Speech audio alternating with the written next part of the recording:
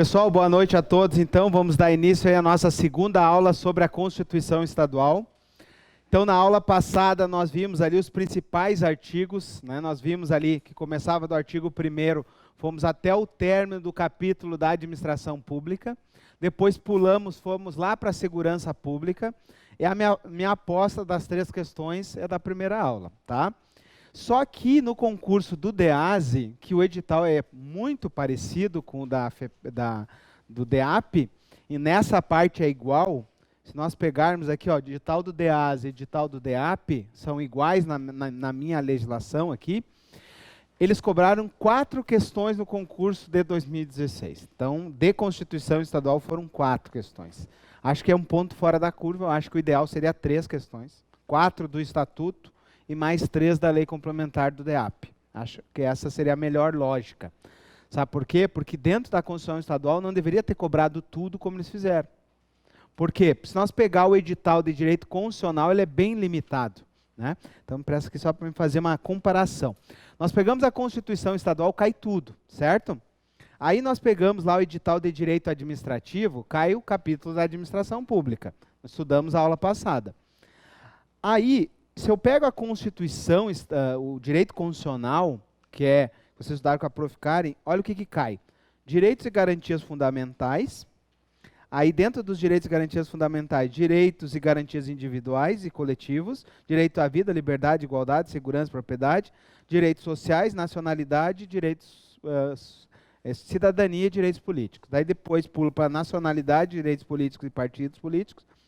Depois, defesa do Estado das instituições, segurança pública, organização da segurança pública. Isso nós estudamos no capítulo da Constituição Estadual também. E aí pula, ó, e começa da ordem social. E aí na Constituição Federal cai da ordem social. A ordem social vai ser um capítulo que eu também vou dar ênfase para vocês na Constituição Estadual, seguindo a lógica da Constituição Federal. Agora, o que aconteceu? Na prova passada do DEASE, eles pegaram alguns assuntos meio fora da curva, porque não estão sendo cobrados em direito constitucional, e na Constituição Estadual ela é gigante, pode cobrar qualquer assunto, mas não tinha lógica cobrar, tá? Então eu coloquei aqui no quadro as questões, né, as 2 questões que caíram da prova passada de assuntos que estavam fora do edital, por exemplo, de direito constitucional, tá? Então o que a gente vai ver agora? Todos os capítulos que faltaram, dando ênfase naquilo que eu acredito que pode ser objeto de prova. Então, dos capítulos que a gente não viu ainda, o da ordem social vai ser a nossa referência, tá bom? Então vamos lá. Então vamos passar tudo que a gente viu para nós ir analisando a Constituição. Na aula passada, então, eu fiz a estrutura da Constituição com os capítulos para vocês.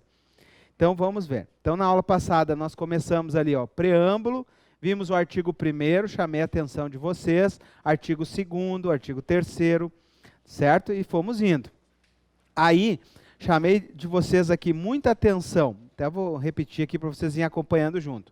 Cuidar com o artigo 1º, aquela diferença ali da autonomia estatal. O artigo 2º, ele é igual à Constituição Federal, porque ele diz que o poder emana do povo e a soberania exercida de forma direta ali pelo plebiscito, referendo, iniciativa popular, certo? Do referendo tem que lembrar da CASAN e da Celesc, para poder alienar CASAN e Celesc, nós vamos às urnas, um referendo popular, lembra disso? Essa questão caiu na PM, pode cair de novo para vocês, não dá para errar, certo? Do artigo 4º, eu chamei a atenção de vocês do inciso 3º ali, que fala do sistema penitenciário. Depois nós passamos, então, das disposições preliminares, falamos das competências aqui do Estado. Dentro das competências aqui a gente foi lendo, né, muitas, aqui no artigo 9º, as competências que são comuns. O artigo 10, aquelas competências que são concorrentes entre os estados e a União. Chamei a atenção do inciso 1 ali, porque fala do direito penitenciário. Depois, nós continuamos aqui, chamei a atenção dos 3 parágrafos do artigo 10, daquela competência concorrente, né, norma geral, norma suplementar e suspensão, né, suspende a eficácia da lei estadual naquilo que for contrário. Depois nós falamos da intervenção do Estado nos municípios, que vocês estudaram com a Prof. Karen, intervenção. E aí nós falamos dos bens do Estado, isso de maneira geral, né, porque não vejo muitas questões de prova aqui, salvo aqui do artigo 12, o inciso 5. Depois, aí sim, aí chegamos no artigo 13. Aqui o artigo 13 acende todas as luzes vermelhas que vocês podem fazer. Enche um de asterisco nesse artigo 13, porque é aqui que vai estar a questão de prova. Isso é estudar com estratégia. Eu tenho um universo desse tamanho, mas eu sei que esse lugar aqui tem maior probabilidade de eu acertar o tiro. Então é aqui que eu tenho que focar, certo? Então, beleza. Vamos lá, então. Quem já deu tiro a longa distância de arma de fogo? Né? Tem vezes que a gente tem que mirar mais acima, né, para acertar o alvo, dependendo da distância. É mais ou menos isso. É mais ou menos a gente sabe onde é que vai dar o tiro. E a ideia aqui é a mesma. A gente já sabe que tem que acertar aqui, tá? Então, ó, do artigo 13 tem que lembrar que a administração é direta e indireta, os órgãos são da direta, as entidades são da indireta e tem personalidade jurídica. E esse slide aqui tem que estar na ponta da língua, tá bom? Se vocês errarem, não dá para errar, tá bom? Lembrar ali que a lei específica cria autarquia, autoriza as demais, certo? Todos esses itens aqui chamei muito a atenção de vocês do parágrafo 4º e o parágrafo 5º, da CASAN e da Celesc. Para alienar depende de autorização legislativa e ainda de consulta por referendo popular. Né? Tem que cuidar ali uma diferencinha que em relação à CASAN, ele fala do percentual de 49%, e em relação à Celesc, ele só fala do controle acionário. É outro detalhezinho que vocês têm que cuidar ali. Marquem amarela a diferença ali, né? Faça uma diferencinha. Até porque teve alunos que na prova da PM ficaram na dúvida se não lembrava daqueles 49%. Só que não tinha outro gabarito, então era fácil de acertar. Tá?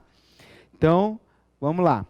Artigo 15 nós vimos da responsabilidade. Artigo 16 caiu na prova do DEASE, ali fala dos princípios do LIMP, certo? O parágrafo 5º caiu na prova do DEASE.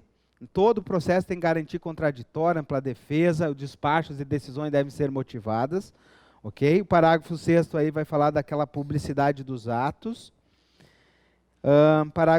O artigo 17 vai falar das licitações. O artigo 18 da participação dos usuários através de reclamações, acesso à informação e representação contra abuso. O 19 fala do ato da improbidade. E o artigo 21 é importantíssimo. O artigo 21 aí tem que estar cheio de asterisco, porque é daqui que vai sair uma questão certa de prova. No meu entender, sai uma questão do 13 e sai uma questão do 21. Tá? Então não duvidem aí das 4, no máximo, que podem cair. Tá? Eu acredito que dessa vez vem 3. Dessas 3, como é que eu dividiria? Uma do artigo 13, uma do artigo 21 e uma do artigo lá da segurança pública. Mais ou menos, acho que essa aí é a ideia. Tá? Vamos lá, então. Então, do artigo 21 é praticamente estudar ali os primeiros incisos do artigo 37. Dos cargos, empregos são acessíveis aos brasileiros e estrangeiros. Então, não vou revisar isso que a gente já viu. Chama a atenção de vocês o artigo 22, que caiu na prova do DEASE, né? Lembrando que é obrigatório na posse e exoneração as declarações de bens. Ok? Essa declaração de bens é obrigatória a publicação. O artigo 23 ali fala da remuneração e subsídio. Lembrar a diferença. Ok? O artigo, inciso 3 ali fala do teto, lembrar que é o teto único do Estado do desembargador, que é limitado a 93,25 centésimos, ok? Lembrar do inciso 6º ali, que cai muito em prova, que é vedado vinculação e equiparação. Lembrar do 7º, né, que qualquer acréscimo ulterior não serão computados em acumulado para acréscimos ulteriores. Muito importante, cai muito em prova. Lembrar do 23A, que fala do subsídio, saber quem recebe subsídio, certo? Estou dando as questões de prova aí para quem não estudou, né, da aula passada, revisar, ok? Tem que saber quem recebe subsídio, membro de poder, detentor de mandato eletivo, secretários, mais servidores organizados em carreira. O artigo 24, que é na prova do DEASE, é aquele artigo manjado, né? É vedada a acumulação de cargo, exceto se houver compatibilidade de horário, 2 de professor, 1 técnico professor, 2 na área de saúde. Questão manjada, vai cair. Lembrar que a proibição de acumular cargo se estende à administração indireta, ok? Lembrar que o teto também se estende à administração indireta, mas depende, né, tem que observar se a entidade, empresa pública, social, economia mista, recebe recursos para pagamento pessoal ou custeio em geral, essa é a diferença. O 25 é o 38 da Constituição, né? o servidor que vai ocupar mandato eletivo, chamei a atenção de vocês no inciso 1 aqui, ó, no mandato eletivo federal e estadual, afasta e opta, é diferente da Constituição Federal. No meu entender, essa segunda parte não foi recepcionado, mas pode pegar alguém despreparado, copiar, colar e jogar numa questão de prova, nós temos que marcar como literal, tá bom? Então, o inciso 2 é o do prefeito, que afasta e opta, o inciso 3 é do vereador, se houver compatibilidade acumula, se não houver, afasta e opta, certo? O 26 não é o caso. O 27 aqui vai falar dos direitos do servidor, caiu na prova do DEAS, o inciso 1, que trata aí que não pode receber menos que o salário mínimo, certo? Aqui vai falar do 10º, do trabalho noturno superior diurno, vai falar da hora extraordinária, do salário família. Caiu o inciso 8º aqui também na prova do DEAS, ó, né? Percepção dos vencimentos e proventos até o último dia do mês a que corresponde. Caiu da licença gestante ali, que é de duração de 120 dias. Então, 27 aí faz parte da revisão de vocês, tá? Caiu também ali o inciso 20, que tratava da livre associação sindical, lembrar também que tem direito à greve, certo? Então, aqui tem que estar dominado. O inciso 8 ali também, 18, não pode ter diferenciação em relação a sexo, idade e cor, certo? Aí o artigo 29 vai tratar da estabilidade dos servidores, vai tratar daquela situação da reintegração e recondução, só que tem que estar tudo dominado, ok? Beleza? Então, artigo 30 aqui vai falar da aposentadoria, que é o regime previdenciário. Então, aqui só saber os 3 incisos, né, os tipos de aposentadoria, principalmente lembrar da compulsória, ok? Então, do 30 fechou. O 31 falava dos direitos dos militares estaduais. Quem são os militares estaduais? Bombeiros e policiais militares. Aí nós vimos que o prazo de validade do concurso é de 2 anos, prorrogado por igual período. A patente vai trazer os direitos e prerrogativas do oficial, né? E ela é conferida pelo governador do estado. E ela é um direito de plenitude dos oficiais da Polícia Militar. Aqui da Polícia Militar, acho que é isso, tá? Polícia Militar era só da terceira, né? Patentes até o quinto. Na verdade, aqui nós temos todos os incisos. Qual que eu acho que pode ser objeto? Então, baseado na tua pergunta, tem que saber o CAPT, quem são os militares estaduais. Tem que saber o 3 ali, que patente é prerrogativa de oficial, certo? Isso não pode ter dúvida. E quem confere a patente está no parágrafo 4º, é o governador. Então, marca o CAPT, o parágrafo 2º, o parágrafo 3º, o parágrafo 4º. O parágrafo 5º é o professor André ali, ó, o militar da ativa que passa num concurso permanente vai para a reserva, certo? O parágrafo 6º, o parágrafo 5º e o 6º são muito interessantes, porque o 5º é quem passa num concurso. Por exemplo, o tenente Gabriel, o tenente Suanás, que vão dar aula para vocês de penal. Se eles passarem em outro concurso, vai acontecer o que está no 5º para eles. Eles vão para a reserva não remunerada, certo? Se algum deles que estão na ativa ocupar um cargo civil temporário, que seria um cargo comissionado, aí eles ficam agregados até 2 anos. Tá? Então, que é o parágrafo 6º ali, ó. Ocupar um cargo, emprego ou função temporária não eletiva, somente ficará agregado, ó, e somente poderá permanecer nessa situação, sendo promovido por antiguidade, sendo que depois de 2 anos de afastamento, ele é transferido para a inatividade. Tá? Então, o militar que vai assumir um cargo comissionado, ele fica até 2 anos agregado, depois ele tem que voltar ou se aposentar. Essa situação aí. Parágrafo 7º ali, ó, o militar não tem direito é proibida a sindicalização e a greve.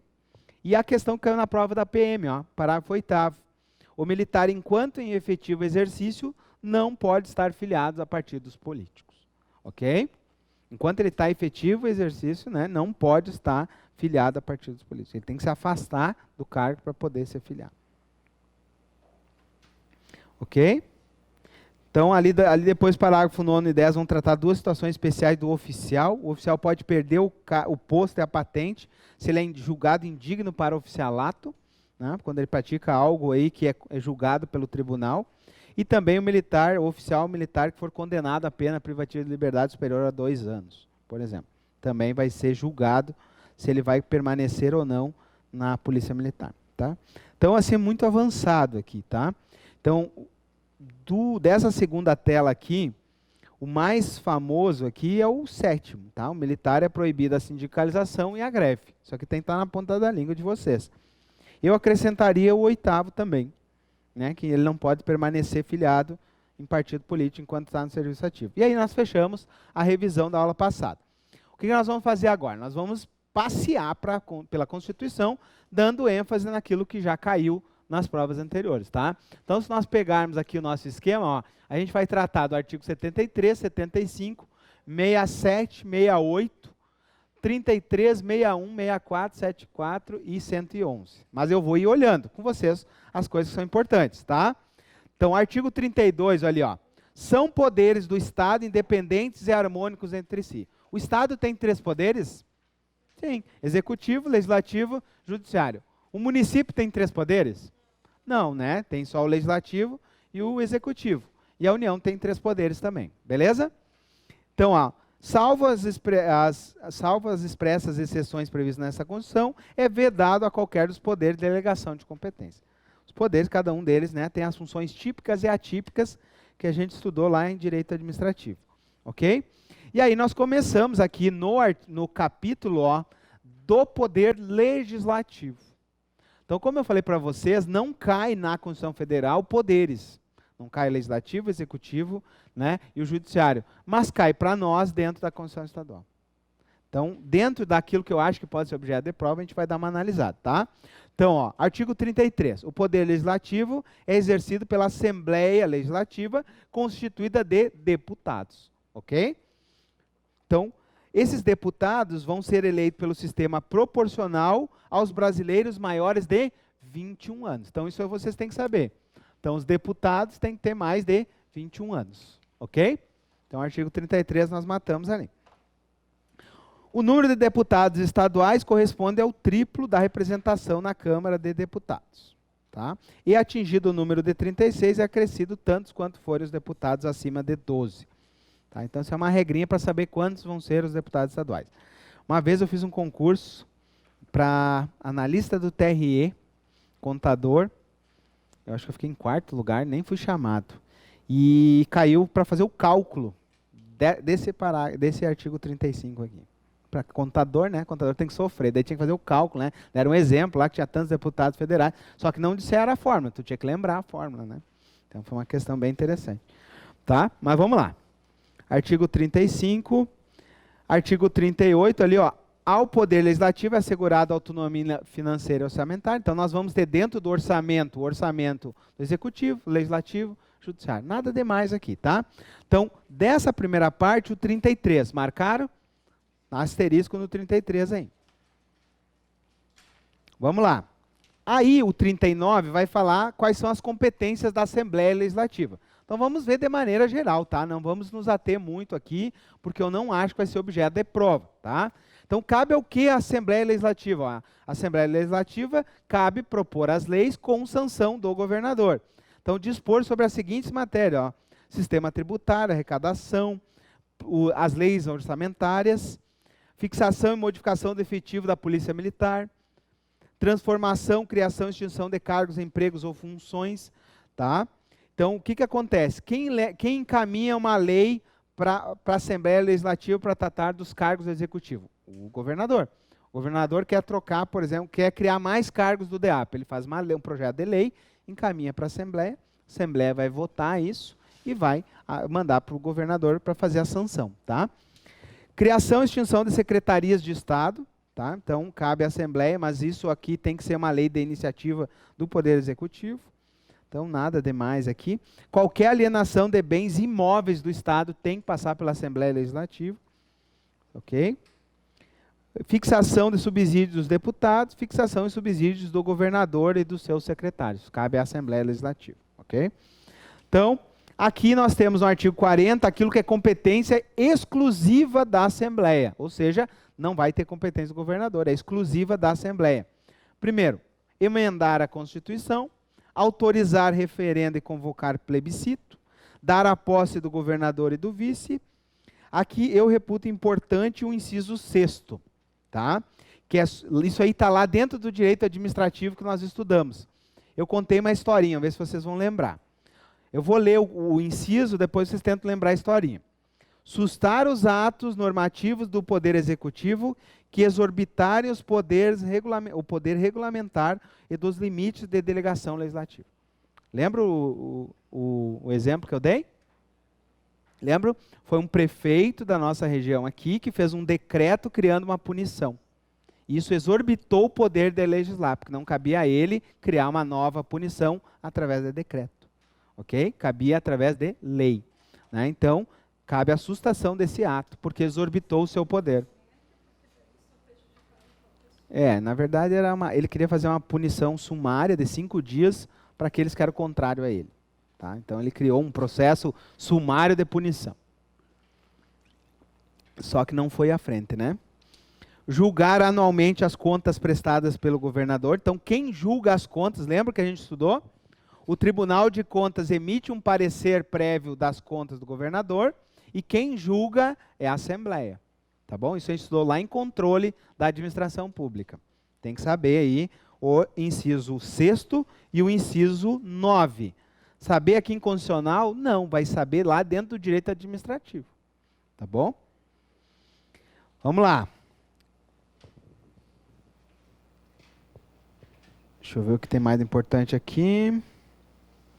O inciso 17 ali, ó. Proceder à tomada de contas do governador, quando não apresentada no prazo de 60 dias. Eu vi que a professora Carla também ensinou isso para vocês. Então, quando o governador não presta contas, aí a Assembleia toma as contas dele. Então, esse inciso é interessante, está dentro de controle da administração pública que a gente estudou. Tá? Então, dessa parte aqui, quando você estiver estudando, quem já estiver um pouquinho mais avançado, vai estar só relembrando o assunto de controle. Então, deixa eu ver o que mais importante aqui. Do 40, o inciso 20 ali, ó. Processar e julgar, né, o governador e o vice-governador nos crimes de responsabilidade, tá? Então, dentro daquilo que a gente vai estudar, ó, o governador, quando ele pratica um crime de responsabilidade, ele é julgado pela Assembleia Legislativa, tá? Assim como, ó, processar e julgar ali, ó, o Procurador-Geral de Justiça no crime de responsabilidade. Também é competência da Assembleia Legislativa, tá? Então, essa parte aqui dos crimes, o que caiu na prova da FEPESE no concurso do DEASE, caiu o 73 e o 75. Então, eles foram maldosos ali, né? Então, pegaram assuntos correlatos. Então, eu já peguei já o 40 ali, que também trata daqueles assuntos ali, tá? Mas vamos focar no 73 e no 75. Então, vamos adiante. Aqui o 41 vai falar sobre a Assembleia Legislativa, como é que vai se dar aqui, ó, a possibilidade de convocar um secretário para prestar pessoalmente informações. Lembra que isso aí está dentro do controle, né? A Assembleia pode sustar atos e também pode convocar secretários para prestar informações. Isso está dentro da ideia do controle da Assembleia, o controle legislativo. Tá? O que mais importante aqui? O 42 aqui é interessante, tá? Ó, os deputados são invioláveis civil e penalmente por qualquer das suas opiniões, palavras e votos. Os deputados, desde a expedição do diploma, serão submetidos a julgamentos perante o Tribunal de Justiça do Estado. Tá? Então, qualquer julgamento, ele já tem foro privilegiado no Tribunal de Justiça. E desde a expedição do diploma, ó, não podem ser presos, salvo em flagrante delito. Tá bom? Parágrafo 3º diz ali, ó, recebida a denúncia contra deputado por crime ocorrido após a diplomação, o Tribunal de Justiça do Estado dará ciência à Assembleia que, por iniciativa de qualquer partido ali, né, nela representado, e pela maioria dos votos de seus membros, poderá até o final decidir pela sustação da ação. Os deputados não são obrigados a testemunhar sobre informações recebidas ou prestadas em razão do mandato. Vamos adiante aqui, não vamos perder muito tempo. Ok. Passando adiante.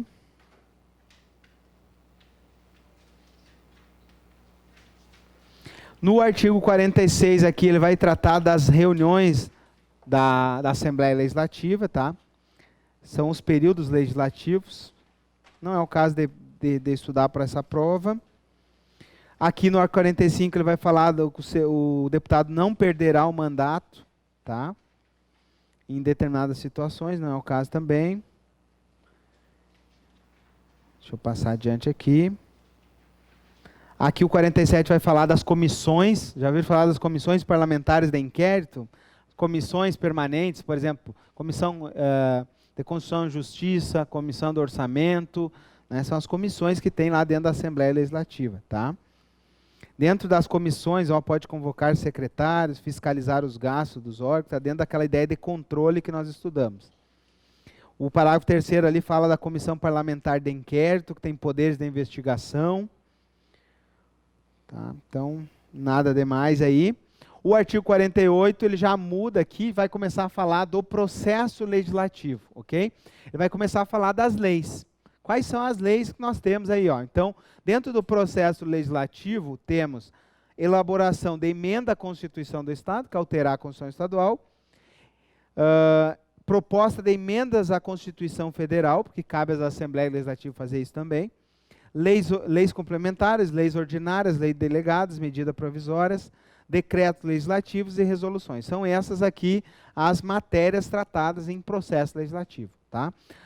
Isso aqui tudo chama-se ato administrativo primário, tem força de lei. Lembra quando a gente fez a pirâmide do Kelsen? A Constituição está no topo e aqui estavam as leis. Se eu pegar a Constituição Federal, o artigo 59, aqui é o 48. Tudo que está no artigo 48 aqui tem força de lei. Tá? O que mais tem força de lei que não está no 48? Aquilo que a gente já estudou, que é o decreto autônomo. Tá? Então, basicamente, serve só para revisar aquilo que a gente viu. Precisa decorar isso aqui? Entendo que não. Tá? Então, o processo legislativo vai falar que como que eu vou aprovar, né, essas alterações aqui. Então, como é que eu posso alterar a Constituição do Estado? Essa aqui é uma situação interessante. Vamos marcar 3 asteriscos no artigo 49. Embora não caia processo legislativo, essa é uma situação interessante, por causa do inciso 4º. Como é que eu altero, então, a Constituição Estadual? Através, né, de emendas. Vocês estudaram com a Prof. Karen lá, que a Constituição pode sofrer alterações. E como é que eu altero ali? Pela proposta de 1/3, no mínimo, dos membros, ou seja, dos deputados, por proposta do governador do Estado, por mais da metade das câmaras municipais do Estado, manifestando-se cada uma delas pela maioria relativa dos seus membros. Quantos municípios tem no Estado de Santa Catarina? 200 e? Tá, 295? É mais ou menos por aí, né? Então vamos pensar, mais da metade tem que, das câmaras municipais, e dentro de cada câmara tem que ser aprovado por maioria relativa, ou seja, dos membros presentes no dia da votação, para que se altere a Constituição do Estado. Então é bem difícil de alterar nesse inciso 3º ali. Só que o que tem de interessante está no 4º ali, de pelo menos 2,5% do eleitorado do Estado. Nós, cidadãos catarinenses, podemos alterar a Constituição Estadual. Ok? Por meio de 2,5% do eleitorado, distribuído no mínimo em 40 municípios do Estado.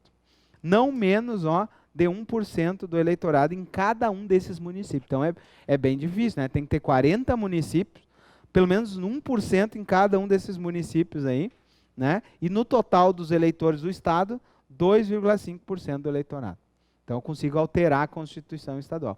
Em âmbito federal, o povo pode alterar a Constituição Federal? Você sabe disso? Não pode.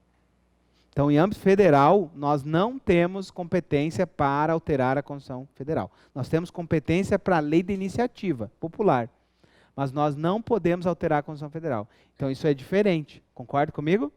Então, nós, cidadãos catarinenses, podemos alterar a Constituição do Estado. Então, por isso que é importante o inciso 4º.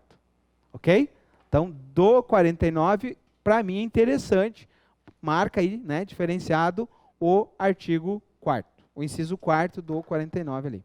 Certo? Vamos adiante então. Então aqui dentro daquilo que pode ser emenda à Constituição, como é que eu aprovo uma emenda à Constituição? Vocês já estudaram com a Prof. Karen. Uma votação em 2 turnos por 3/5 dos votos. É a mesma coisa que eu uso para aprovar, né, um tratado internacional de direitos humanos. Lembra? 2 turnos, 2 casas por 3/5 dos votos.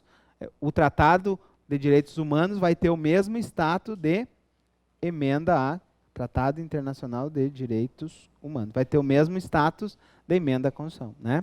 Lembrar que eu preciso, lá em âmbito federal, 2 turnos, 2 casas, né? 3/5 dos votos. Aqui não tem 2 casas, em âmbito estadual, só tem uma assembleia, então é 2 turnos, 3/5. Beleza? Então, marque ali o parágrafo 2º também. Aqui nós teríamos mais assuntos se tivesse dentro de um estudo completo de direito constitucional, mas não é o caso, né? Então, vamos adiante. Aí o artigo 50 vai falar de como é que eu aprovo ali, ó, uma lei complementar e uma lei ordinária.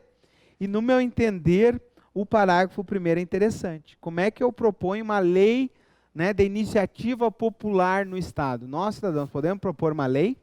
Por exemplo, aumentar as cotas das mulheres na PM? Pode. Né? Deveriam fazer isso, inclusive, mulheres. Estou dando a dica. A iniciativa popular, ó, será exercida junto à Assembleia pela apresentação de um projeto de lei, ó, subscrito por no mínimo 1% das eleitoras aí, né, do Estado, distribuídos por pelo menos 20 municípios com não menos de 1%. Acho que dá para conseguir o quórum aí, né? Tá bom? Então daria para entrar com uma lei de iniciativa popular, alterando aí, né, o ingresso da PM. Beleza, depois do concurso vocês pensam nisso, né? Aqui, ó, quais são as leis de iniciativa exclusiva do governador, ó, privativa do governador? Organização, regime, fixação da PM, do efetivo da PM, dos bombeiros. Para nós ali importa o inciso 2º ali, ó, criação de cargos e funções da administração direta. É assim que pode aumentar o número de cargos do DEAP. Ok? O inciso 4º também ali, ó, o governador que vai tratar de nós servidores, do nosso regime jurídico, que é o estatuto que a gente estudou. Prover os cargos públicos, estabilidade, aposentadoria. Também cabe ao governador aí, ó, a extinção de secretarias, exemplos regionais, né, que foram extintas. Ok? Então, aqui o artigo 51 vai tratar de como é que o governador aprova uma medida provisória. É quando tem um assunto de caráter relevante e urgente. Tá? Então, não vejo aqui como um assunto tão importante. Tá bom? Vamos adiante.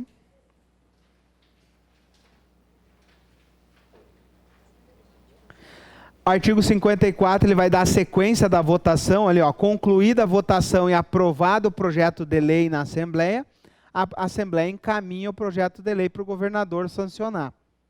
O governador pode vetar? Pode. O parágrafo 1º vai explicar, ó. Se o governador considerar o projeto no todo ou em parte inconstitucional contrário aos interesses públicos, pode vetá-lo no todo ou em parte, né, no prazo de 15 dias, contados da data de recebimento, e comunicará dentro de 48 horas o presidente da Assembleia o motivo do seu veto. Então, o governador pode encaminhar um projeto de lei, a Assembleia vota, aprova, encaminha de volta para o governador pode sancionar e publicar, ou vetar, volta para a Assembleia para derrubar o veto ou não. Certo? Então, acontece isso aqui. Ó. O veto somente poderá tratar de texto integral de artigo, parágrafo, inciso ou a linha. Por exemplo, dentro de uma lei, ele não pode alterar uma palavra. Ele pode alterar um inciso, um artigo, um parágrafo, mas nunca só uma palavra dentro da frase. Tá? Decorrido o prazo de 15 dias, olha, ó, em silêncio o governador é considerado a sanção tácita. Então a Assembleia mandou para o governador, ele ficou quieto, aprovou a lei. Tá? É a chamada sanção tácita. E o veto? Então o governador, foi para o governador, ele vetou, volta para a Assembleia. Aí a Assembleia vai discutir ali no parágrafo 4º. Ó. O veto será apreciado pela Assembleia dentro de 30 dias a contar do recebimento, só podendo ser rejeitado pela maioria absoluta dos deputados. Então, com o voto da maioria dos deputados, pode rejeitar, derrubar o veto do governador, né? Se o veto não for mantido, será o projeto de lei, então, caminhado para o governador promulgar. Continuando, então. Se essa lei não for promulgada em 48 horas pelo governador, vai caber o presidente da Assembleia promulgar.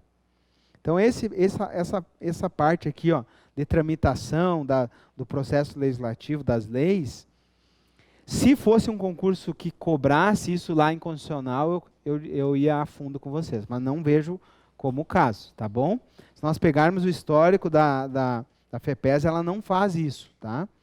Então, por descargo, eu deixei em vermelho aquilo que eu acho importante. Então, o artigo 54, todo ele, eu colocaria um asterisco, para quem não sabe isso, para dar uma revisada. Que é como é que se dá aí a aprovação das leis, tá? Um asterisco só por descargo de consciência.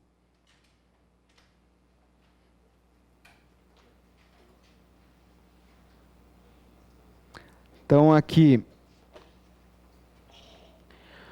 esse artigo 55 é interessante, já viu objeto de prova, não da FEPES aqui, tá? É o seguinte, ó. A matéria constante de projeto de lei rejeitado somente constituirá objeto de novo projeto na mesma sessão, mediante proposta da maioria absoluta. Vocês estão vendo que está tramitando uma proposta para aumentar a idade da PM para 35, certo? E também tramitou uma para aumentar a altura, e passou. Isso, diminui a altura, né? Diminui a altura. Vocês viram que passou, né? Foi aprovado. Então, vamos pensar que o da idade não seja aprovada, esse mês. O governador poderia mandar de novo? Poderia um novo deputado aí propor uma nova lei dessas? Poderia, ó. Somente poderá constituir novo projeto na mesma assembleia, na mesma sessão, ou seja, no mesmo ano, ó, mediante a proposta maioria dos deputados. Maioria absoluta. Para repetir o projeto no mesmo ano, tem que ter a maioria daí. Então é mais difícil. Tá bom? Não pode ter. Não pode ter idade nem altura. Tá bom? Então vamos adiante. O artigo 56 fala de uma das modalidades, que é a lei delegada. O artigo 57, pessoal, concentra aí, ó. O artigo 57 vai falar como é que eu aprovo uma lei complementar. Uma lei complementar é por maioria absoluta. Maioria absoluta é o total de membros. Lembram? Lei ordinária, maioria relativa. Lei complementar, maioria absoluta. Certo? Estou só falando aqui porque eu não vejo como o caso, tá? O que vocês têm que lembrar? Que nós temos uma lei complementar que trata do regime jurídico do DEAP. Né? Lembram? A lei complementar que nós estudamos, a 675, ela se enquadra ali, ó, dentro daquilo que está o inciso 4º, ó, o regime jurídico único dos servidores ali. Isso, a lei ordinária é uma maioria relativa, dos presentes no dia da votação. Uhum. Tá? Mas, ó, pessoal, estou falando só por descargo, não acredito mesmo. É bom saber, tá? Até para quem está estudando, vai ler ali, tá. Mas vamos lá. Nós vamos encerrar esse bloco aqui.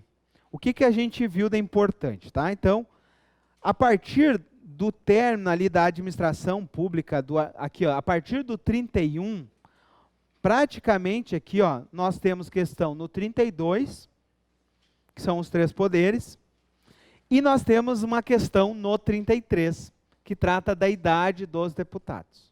Tá bom?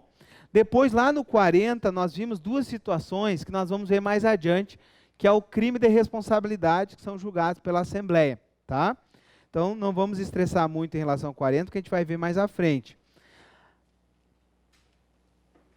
E aí, pessoal, nós vimos depois do 40 ali, ó, das comissões, das reuniões, do processo legislativo, eu já não visualizo mais questões de provas aqui, tá bom? Então, é só leitura para descargo de consciência, mas o foco tem que ser naquilo que mais pode cair, tá bom? Então, eu já deixei o material em vermelho para chamar a atenção de vocês naquilo que eu acho que pode ser importante a leitura, baseado em outras questões de prova. Mas, no meu entender, a gente para no 33 ali, tá bom? E aí pula, no próximo bloco a gente vai começar a falar, né, do controle, tá bom? Então a gente encerra esse bloco agora.